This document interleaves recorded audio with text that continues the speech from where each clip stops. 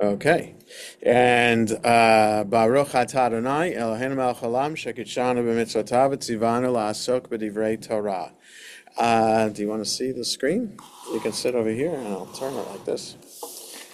Hi, Grossberg is here in person, and Michael Gross is not here today. He wasn't at Minyan, and he usually lets me know what's going on, so I don't know.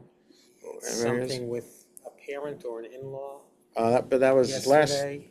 Oh, he was here though. He was here. He went during the middle of the day to Oh. see somebody, Oh, and they were okay. having some issues. Got it. Maybe he's back there again.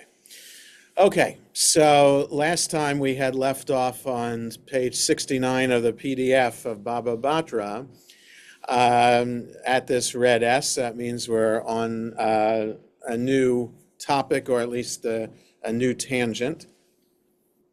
So and this is going to be a little bit complicated because I just read this paragraph before we gathered. The Gemara resumes its discussion of the division of property. Rav Huna, remember we were talking about, if you have a few homes along an alleyway, and you want to close off the alleyway, what one person does, can all people participate, and the courtyard, if you got a few homes around a courtyard.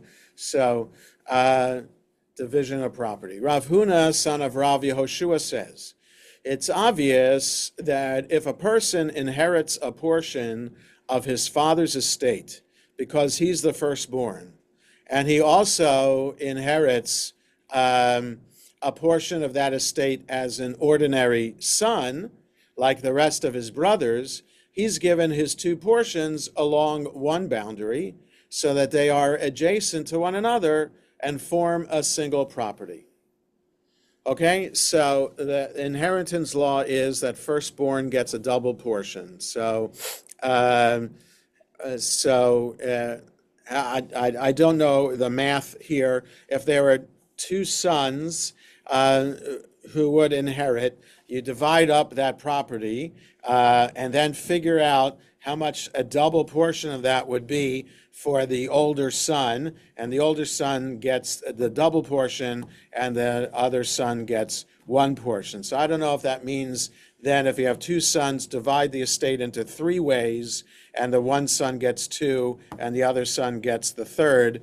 If that's the way to do it, I don't know how the math is done, but if you're dividing up an estate among children, then the double portion can be contiguous.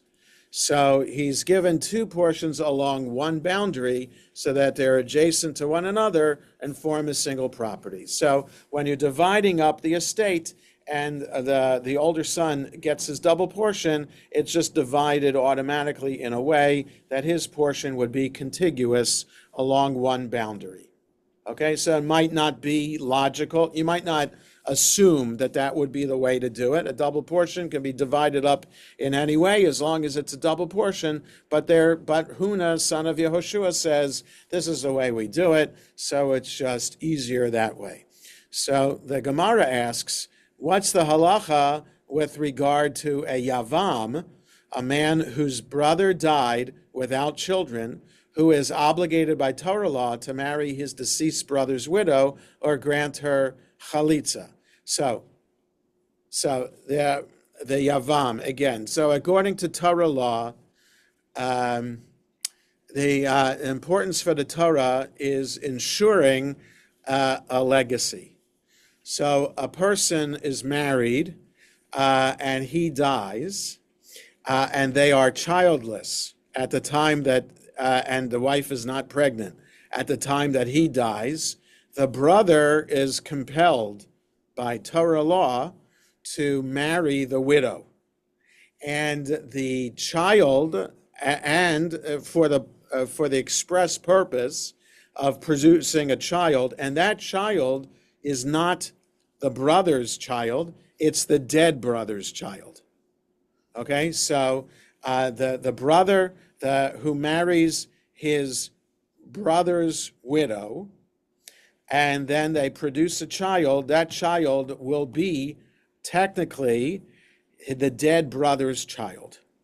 Okay, so it makes it complicated in terms of inheritance and other kinds of laws like that, but that's the rule, and there is a way a way around it, and that is if the widow refuses to marry the brother for whatever reason, there's a ceremony called chalitza. And you go into any Jewish museum around the world that of a community that's been around for a few hundred years, you'll see a sandal in a display case, and that's the chalitza sandal, because according to the Torah, the widow is supposed to spit in the shoe that belongs to the brother that she refuses to marry. And chalitza is the word in Hebrew for taking off your sandal. So, but it's also the ceremony. The ceremony isn't done anymore outside of very Orthodox Jewish communities. It's just not something that it's one of these Torah laws that has gone by the wayside, except, like I said, in very Orthodox communities. I know a case of this. So my daughter Eliza has a very good friend who's from an Orthodox family in Riverdale, New York. So this friend, this woman, had a brother who's married, and shortly after they got married, he was diagnosed with brain cancer, was in and out of the hospital, and then like for 5 years, they're married in this way, and he dies. As he died a couple years ago, and for the woman to remarry, she hasn't yet, but she's going to have to do chalitza, and that's my Eliza told me this. So in this Orthodox community in Riverdale, they still do chalitza. So this is the background of what chalitza is and what the technical term of yavam is talking about. That's the brother-in-law who's supposed to marry the widow. That's what he's called. If he marries his brother's widow, the halacha dictates that he receives his brother's portion of their father's estate in addition to his own. Does he too receive the two portions along one boundary? So then, so he's not the firstborn. So, but now he's going to be receiving a double portion because he receives his brother's portion because he married his brother's widow. So does that mean? If he was the firstborn, wouldn't he just be receiving 3 portions instead of 2? If he was the firstborn, he would have his 2 then portions. he'd have his 2 portions and be entitled to a right, third. That's right. So yes, but that's not the question here. The question here is about the contiguous lots of the big estate that are granted to the firstborn when he's given the double portion of inheritance. So now they're asking, what if there's another way of a son to inherit a double portion without being the firstborn? If that other way of inheriting another portion, does that other way of inheriting a double portion grant the same right of contiguous property along a boundary, or is contiguous property only granted to the firstborn's property? That's what the Gemara is asking. Do we apply that sense of ease along the boundary to make it simpler for the children to inherit? Is it only for firstborn, or is it any double portion? Abaye said this case is equal to that case. So he said yes. And that's a fancy way of saying yes. Any child who receives a double portion for whatever reason, whether firstborn or not, then he would get 2 portions together along the same boundary. What's the reason for this? The Merciful One calls the Yavam firstborn, see Tractate Yavamot, and therefore he's treated like a firstborn in all regards. he receives the two portions of his father's estate as a single parcel of land. But Rava is the colleague of Abaye, and they are always discussing law with each other. Rava said, the verse states, and it shall be the firstborn. That is from Deuteronomy 25. With regard to his being, that is, his inheritance itself, he is like a firstborn. But as for the distribution of the estate, he is not like a firstborn, and the brothers are not obligated to give him two adjacent portions. So for whatever reason, the brothers might not be willing to give two adjacent lots along the boundary. It might mean that those two adjacent lots could be more valuable, really, than the other lots. In other words, you divide up, 100 acres of land and just divide it into, 4 portions, then you would assume that the 100 acres are all the same. But in land of Israel, and maybe in Babylonia too, that's not the same. There's a lot of rocky soil, could be hilly for part of that. We're not talking about Nebraska, 100 acres of Nebraska, which is all flat. We're talking about hilly, rocky land in Israel, and 100 acres of that is not going to be, all 100 acres are not going to be the same. So it's one thing for firstborn to make this concession that they get double property along the boundary. It's another thing to say it's going to be all the time for other cases of double portion. So Rava does not agree with Abaye and says no. For the Avam in this case, it doesn't work that way. I'm just looking at Who decides how a piece of land is going to be divided? So the easiest thing would be for the children to do it themselves. But if the children have a disagreement and they're not, so friendly with one another, then the court would decide. So the court only gets involved if the family can't figure this out on their own. Right, yes. And then there's somebody from the court who would be designated to investigate what the land looks like and then how best to try to equally divide the land among everybody, and then figure out the double portion, if necessary, along the boundary. So what would happen to the widow if she did that ceremony and did not marry the brother-in-law? Right. What happens to that son's portion? The widow remarries? The widow's, even if she doesn't marry, if she does marry. Well, so it's only an issue in this case if she's childless. If she's childless, the whole idea, the idea in the Torah and early rabbinic law is a woman is not an independent person. She's dependent upon her father as she's growing up, and then dependent upon her husband for support. So a woman needs to be married in order to ensure her survival as a human being. So her children that are born to her are technically not her children. They would inherit her husband's property. So she, as long as she's alive, if her husband dies and she has children, she will be supported by her children for the rest of her life. So if she, even if there's no male child? Right. So that's an interesting question. So if they only have daughters, then what happens to so she gets her ketubah. So there's an amount of money, 200 zuzim, as an example, that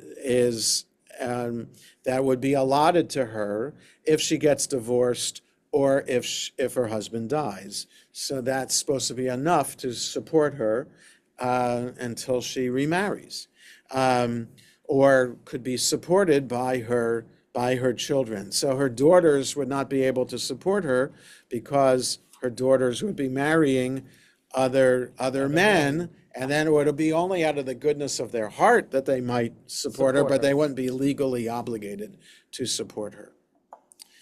I have a question. Yeah, go ahead, Steve. It's kind of related. So what happens if the brother-in-law is already married?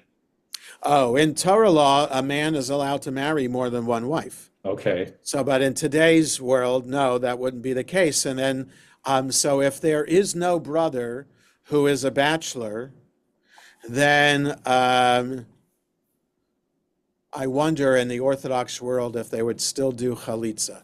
Technically speaking, in the Orthodox world, a man can still marry more than one wife. And so I wonder if one of the husbands would still have to do this chalitza ceremony for this widow. So I don't know, Steve. I really don't know, because as a conservative rabbi, I've never come across the chalitza ceremony itself. I don't even know how it's done. I have a copy of.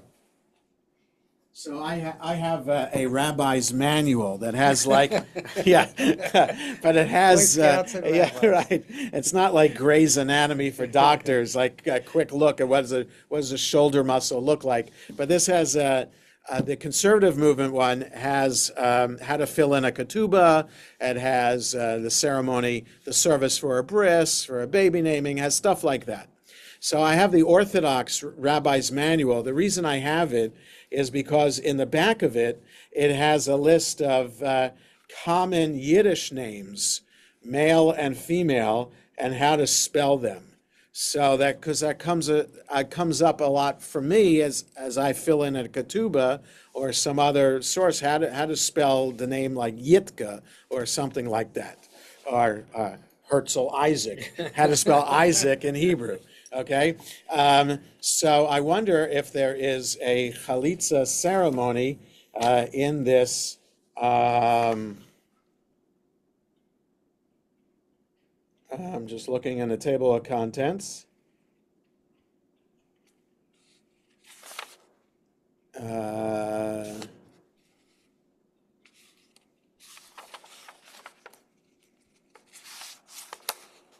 No, it doesn't have.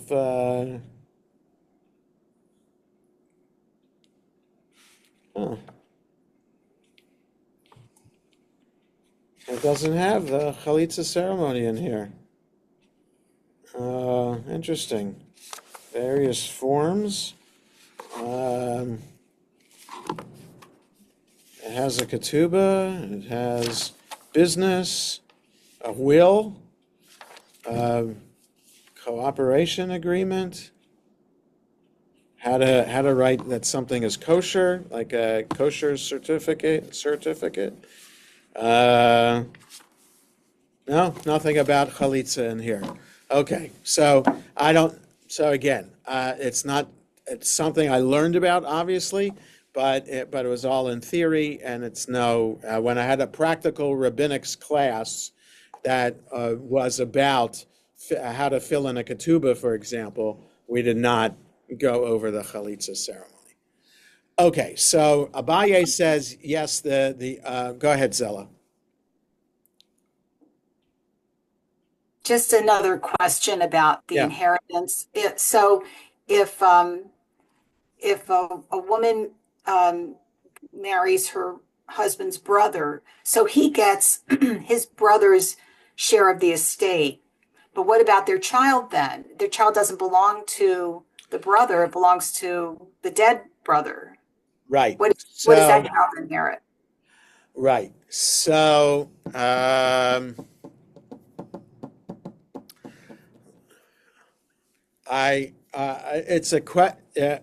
not sure. Let's say the dead brother has had his own property. It's possible that when the brother marries the widow, and then they produce a child, that child would be allowed then to inherit the dead father's.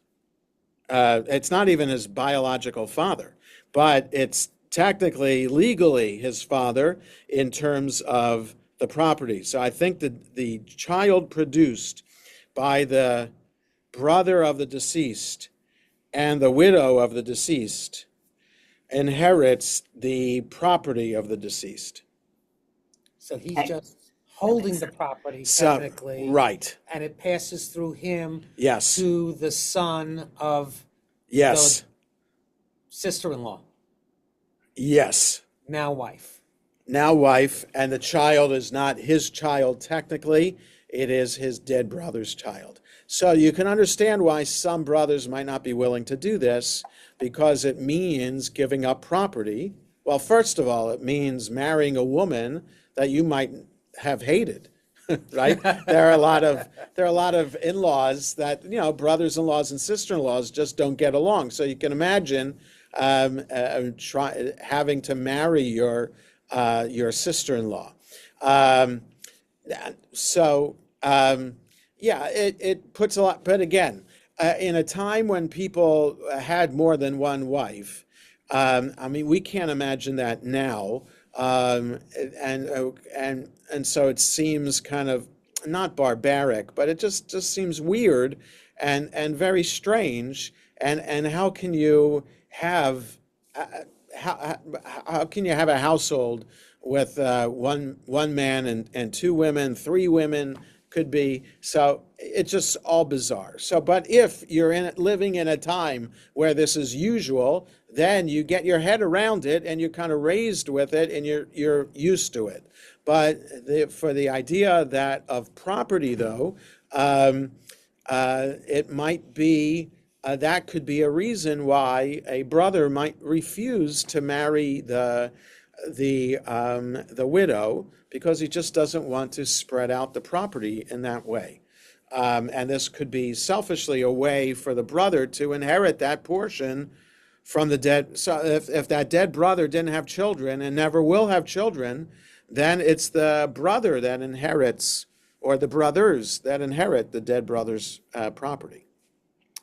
So, okay. I have Yes. Yeah, go ahead, Bess. I have to think of that. If the dead brother was the firstborn, is there a new firstborn? Is firstborn equivalent to oldest?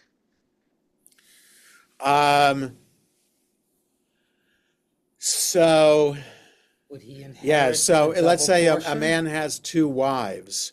Is the firstborn for the man the firstborn of the first child born from whatever wife it was, or is there a firstborn of that wife and a firstborn of the other wife? That's a good question, and I don't know the answer offhand. It could happen even if there's one wife. Yeah, what do you mean? If the Man brother has that 4 died sons. was the The first dead, No, go ahead, Bess. he has 4 sons from one wife. The Okay. first one dies, leaves leaves the widow. The second one, is he now the firstborn? There is no what? Is he now the oldest? Wait, say this scenario again. Man has one wife, 4 sons. Okay. The first one, the firstborn, dies, Yes. leaving the widow. Is the second son now considered the firstborn? In other words, what if Right. So the first, okay, you got a husband and wife, and they have 4 children. The husband, no, the firstborn son dies, right?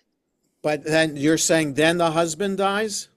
No. No, He's firstborn the son dies without, and the wife doesn't have any children. right. Does another son become the firstborn? Oh. Does he get 2 That shares? wife, the Oh, firstborn? no. I don't think that happens. No, a firstborn is a firstborn, whether alive or dead. Okay. Okay. So So find out more presumably by marrying that sister-in-law and having a son, is that son inherit the first? Right. So- Inherit the firstborn's double portion. Yes, so now everybody is thinking like a Talmudic rabbi. So this is perfect. And yes, this is exact. The rabbis deal with all these scenarios, but not here. Okay, here here they're just dealing with it a little bit, just in terms of um, the contiguous properties along a boundary.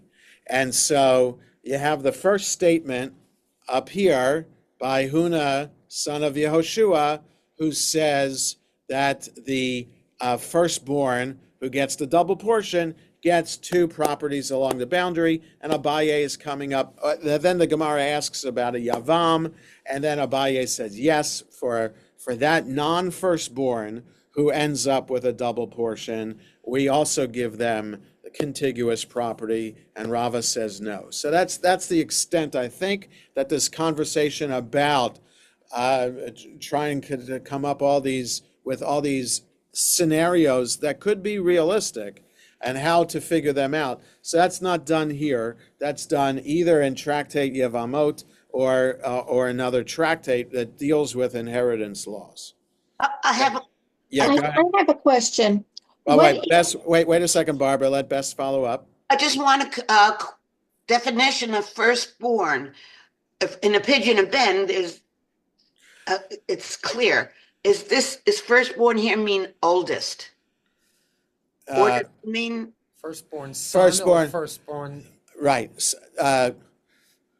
Okay. there's a So difference? so if there's a girl who's firstborn, and then there's a boy, and then there's a girl, and then there's a boy, so is the girl the firstborn, and does she inherit the property?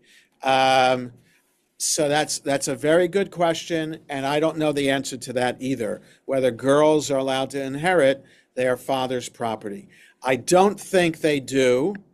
As soon as they marry somebody, they become associated with that somebody and his property.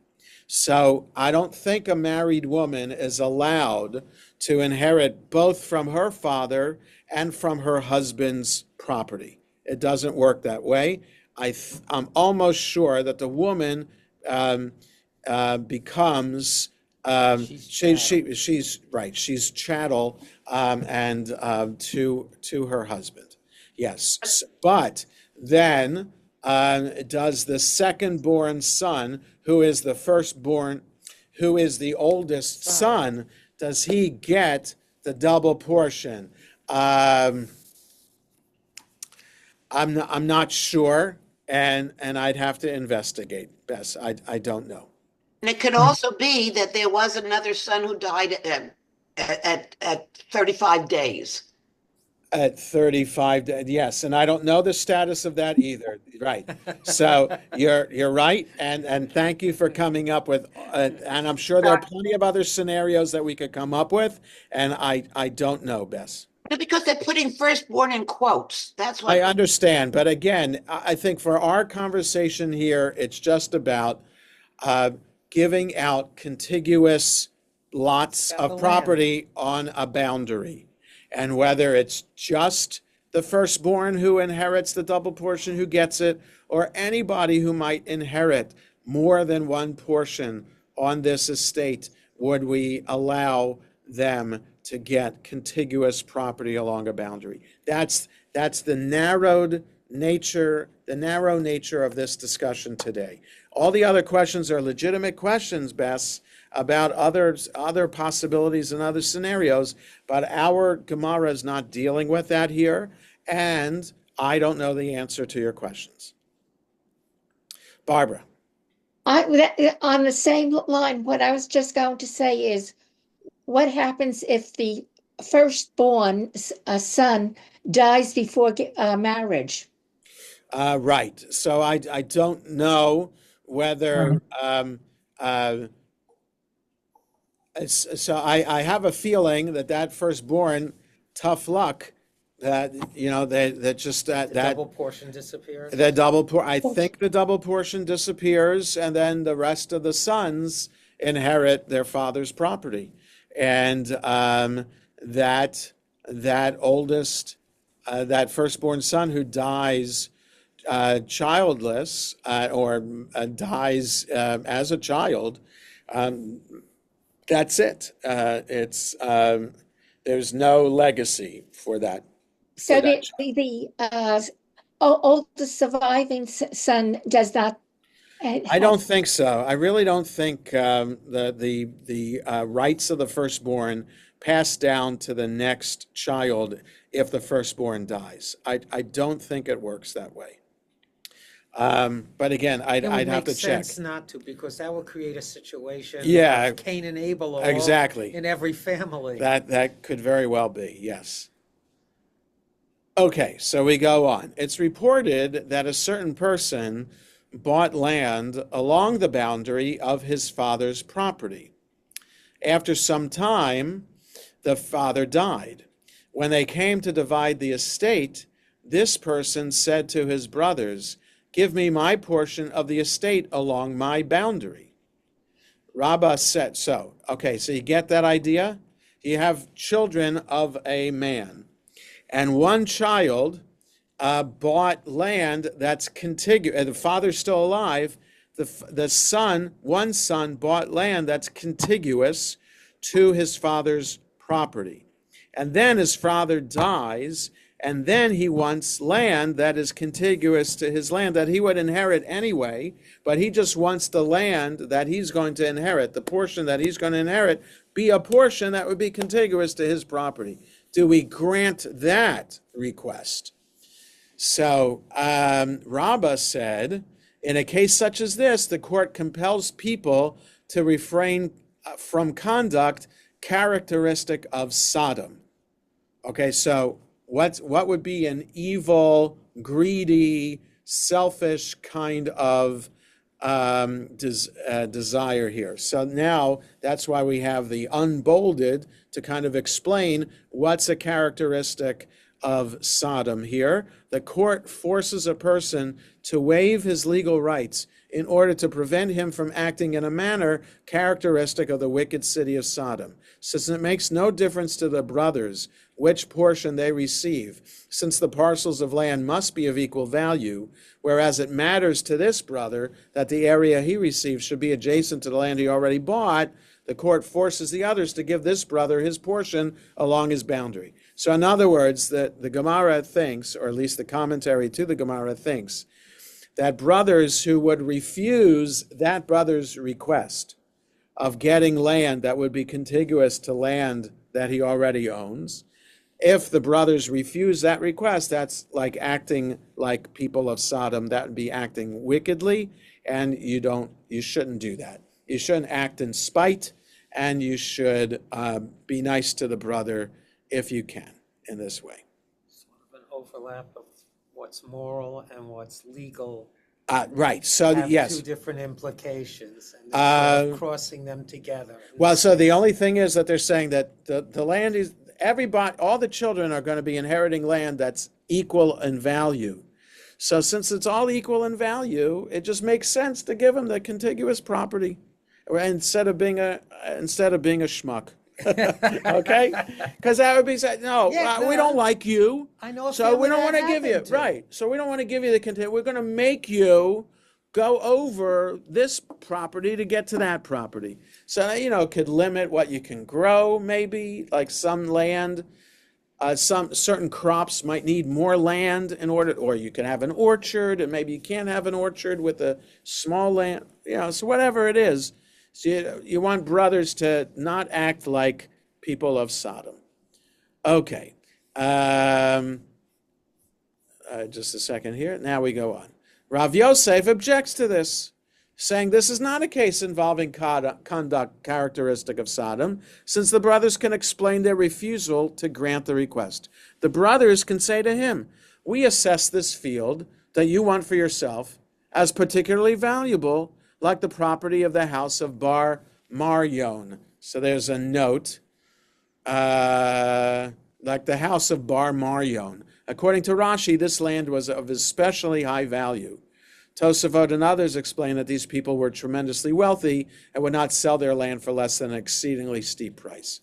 Okay, so that again, the explanation above was if land was of equal value. So the brothers could reject that one brother's request if the land that he wants to get is higher in value, right? So the brothers can claim that the portion he wants is more desirable than the others, and for that reason, they don't want to give it to him. The Gemara concludes, and the halacha is in accordance with the opinion of Rav Yosef, and the brothers can refuse the request. Okay, But so wouldn't the court step in So- and say there's supposed to be lots of equal value and divide it in such a way that they would be of so equal maybe value? maybe the land just can't be divided in that way. So I don't know. Maybe one piece of land is along a river. So that would be more Yes. valuable because you got better access to water, or maybe that land is flatter and the other land, and there's no other way to divide it so that separate. everybody has water or everybody has wants the rocks. same Yes, valuable piece. exactly. So right. So if it can't be done, then you can't give the brother. Then you don't have to give the brother, fulfill his request. Wouldn't it automatically make the piece of land more valuable because it's contiguous with land that he already has? Wouldn't that automatically? So that in his eye, that becomes more valuable, but in the brother's eye, the other brothers, not necessarily, because for them, they're only getting one plot, whereas the brother already has his own plot, and now he's going to get a bigger plot. So it's only for that. So the value, I guess, is in the eye of the beholder.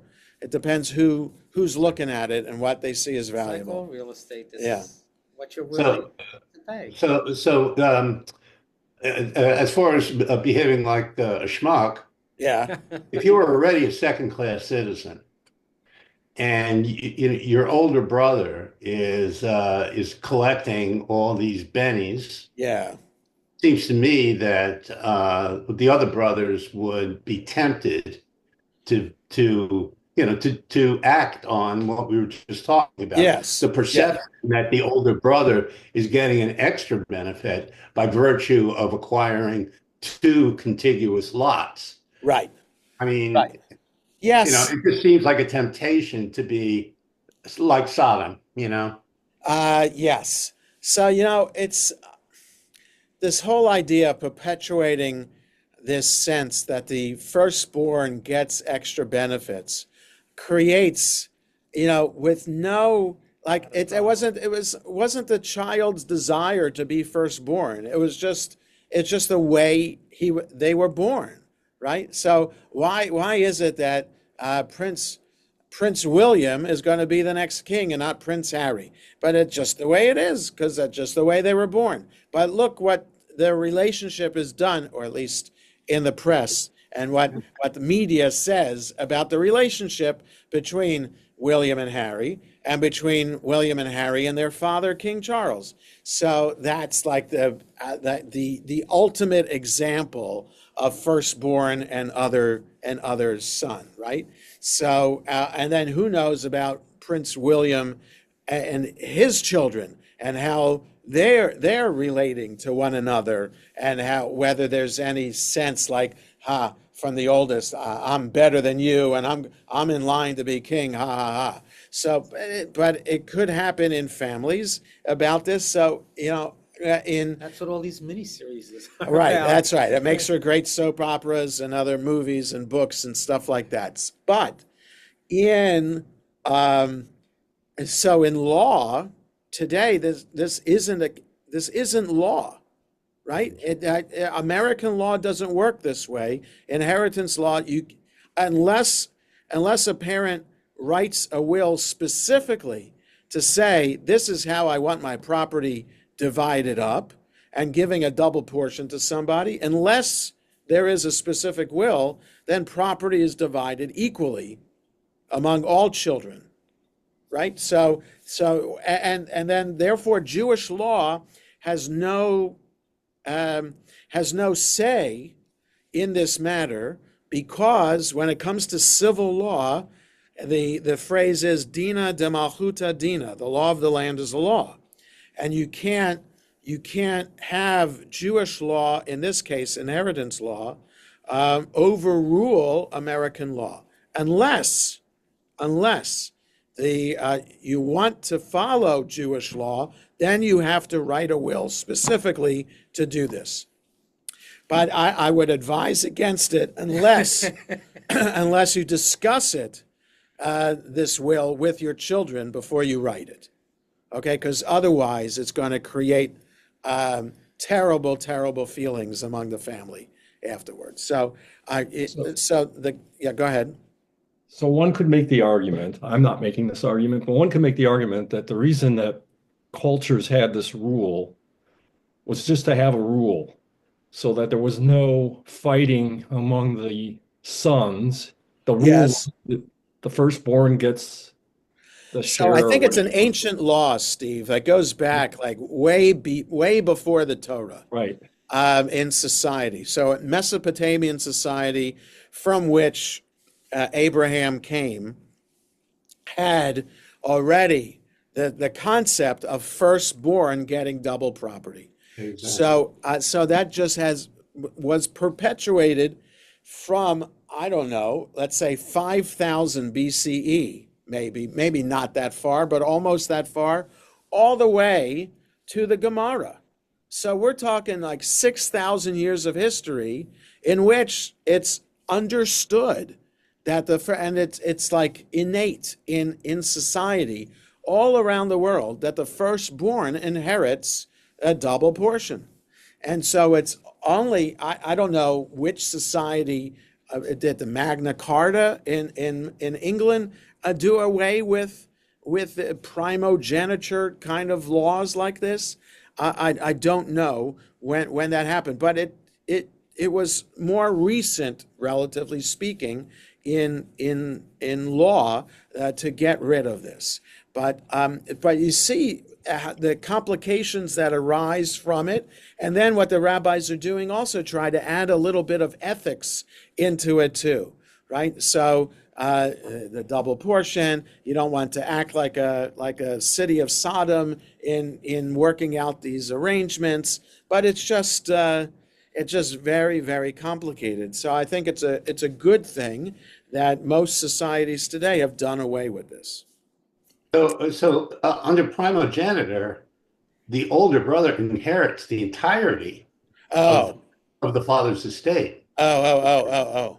So the oldest son in this case could say to the younger brothers, "Hey, you guys are bitching about having to or feeling compelled to give me the field next to mine. Under other arrangements, you guys could get nothing." Right. And the whole point of that was to prevent a family's estate from being divided, and with that political power being divided among many individuals. The idea Okay. to maintain the integrity of the family's property. So these sect brothers 2 through 11, they should consider themselves fortunate that they're getting anything. That's right. Yeah, so fascinating how this all works, right? But with that, you don't necessarily feel sorry for Prince Harry since he's pretty wealthy in his own right. Just looking at England as the example here, Charles's brother Andrew, right? He has property. He has a messed up life, but that's his own personal business. But his brother and his sister have their own properties, and so we don't necessarily feel so sorry for them. But it's other families then, like regular middle class families, if we can apply that modern term to ancient families, that don't have a lot of land. So if it's primogeniture, then what do brothers 2 through 11 do about making a living, right? If they don't have land that they're not inheriting. That's really what drove Western settlement in this country, because brothers 2 through 11 wound up having to leave the community because they own no property. So they picked up and they went elsewhere. Right. Or in the Catholic Church, that one brother becomes a priest. Yeah. Right. Sure. So, yeah. I sent him. So Jonah, I have a question. Go ahead, Marlene. If you have this if it was Torah law or custom to give the oldest son double portions. I'm just thinking back to Jacob and his 12 sons. Right. So it didn't really work out there, right? Because I didn't Reuben didn't get two, and it looked like Joseph because through his own sons he got didn't they get two? He got two portions, Joseph, through Okay, his so the sons. law about the oldest son getting the double portion is later in the Torah. Okay. Though the rabbis might want to apply the laws given later in the Torah to the lives of our patriarchs and matriarchs, doesn't always work out that way. Okay? And there wasn't really, since Abraham, Isaac, and Jacob and Joseph were all nomadic, it wasn't until at Mount Sinai, when the Torah was given, that these laws would apply to when they settle in the land of Israel. So that's really when the laws are supposed to be. And then, did it work out that way? We have no idea. The rest of the Bible doesn't really give us cases to point out how law that was given in the Torah is being carried out. There is one example, though. There is one example in the prophet Jeremiah about the right of a relative to inherit property. And Jeremiah is told about some relative's land that becomes some relative dies, and that he has access to inheriting that property. And there's some story about that. And then there's also the book of Ruth about the right of Boaz to marry Ruth, because he's the closest relative left to be able to marry her. So that's an example of this Yavam law. So there aren't many other books in the Bible or stories from the Bible that talk about this idea of firstborn inheriting twice. And also for the rabbis here, how much of this was real? Like, were they dealing with this in real life, that they had, were in Babylonia, were they were they given authority by the Persian authorities or Babylonian authorities that Jews could figure out their own inheritance law that would be independent of Persian law? I really don't know. And I'm just saying that for today, this doesn't apply to the state of Israel, and it does not apply to America unless somebody writes his own will, specifically dividing up property in a specific way. Okay. Yeah, Bess. Thank you. Does Yeah. the Talmud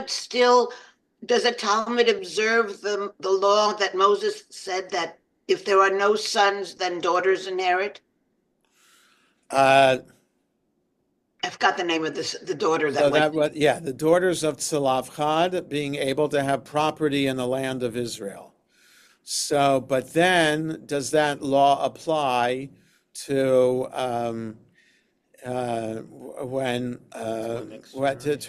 to other generations? That's another good question, Bess. I don't know the answer to that. I don't know the answer. I'll live, don't worry. Yeah, I'm sorry. But there they had to marry anyway in the tribe, though, right? Because that Yeah, way they had the to- land they- stay in the tribe. Yes, yes. So the land still had to stay in the tribe, but they were allowed, right. So the question there was, hey, our father died in a desert. Well, we'd like to have our father have his portion of land when we get to the land of Israel. And Moses could have said, well, no, you guys are going to be married and you'll get your portion. It's just not going to work out. But God said, no, it's okay. We can do that. But I don't know if that applies into the next generations of once they were in Israel. If someone dies with only daughters, what happens to his land? I'm not really sure that the daughters get to inherit. I'm not sure. I'd have to check. Okay, it's 10:22, and we're going to stop here for today. And next Sunday is March 9th, and and then the following Sunday is 16th. So I think the following Sunday on the 16th, we can meet, even though we have the Purim Spiel at 11:30. There's no Hebrew school early so I think that we can meet then. But next Sunday we can't, because I have to be with the teens at this time instead. And then my mother-in-law is having her 90th birthday party in Riderwood that starts in the morning, and I have to be there for that. So there's no Talmud class next week. We will meet on the 16th instead, but I'll put that in the email with the recording of today's class. So have a good rest of the day, everybody. Good luck. Good luck. Yeah. Thank